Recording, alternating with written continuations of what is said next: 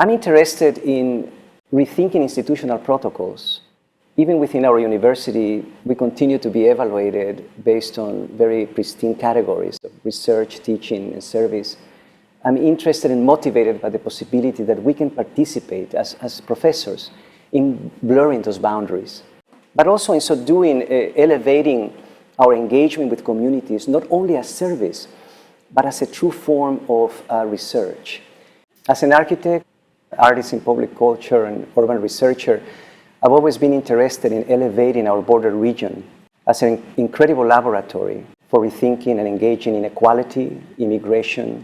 Geographies of conflict, border zones can be incredible sites of intervention for testing and experimenting new strategies of interdependence and cross-institutional collaboration. In particular, I've been interested in border neighborhoods as sites of bottom-up creativity from which to reimagine urban policy, affordable housing, civic infrastructure. In the last years, I've been very excited about a wonderful collaboration I began with political theorist Fona Foreman.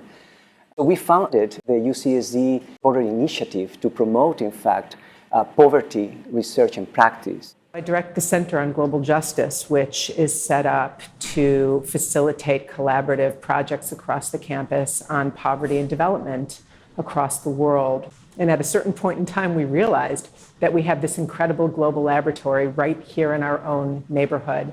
And it was at that point that Teddy and I began to work together, thinking about the border region as a global laboratory for campus research as well as experiential education for our undergraduates.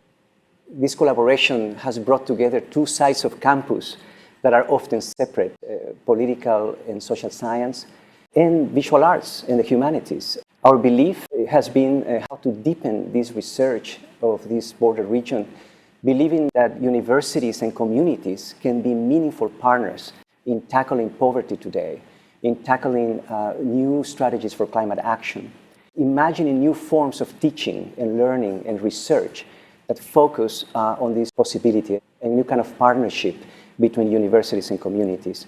His greatest contribution to UCSD at this point is the way research, teaching, and service are merged, the way they're brought together. We are doing research in collaboration with communities. Our work in communities is not about service where the university drops down and applies what it knows or tests what it knows in a community. We are actually building new knowledge in collaboration with communities. So it's a lateral partnership, not a vertical one. And Teddy's been fantastic in elaborating that, both in terms of his work, but also in terms of the narrative that sort of inspires our projects.